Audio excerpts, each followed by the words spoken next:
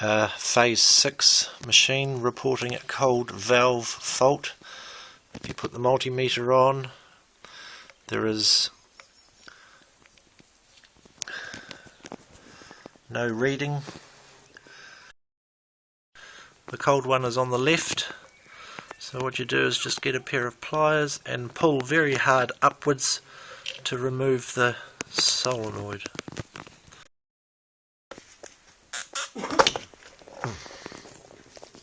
Takes a wee bit of force. If you can get another solenoid from a recycling centre somewhere or a second-hand parts shop, making sure that the new solenoid measures 57 ohms, 56, 57.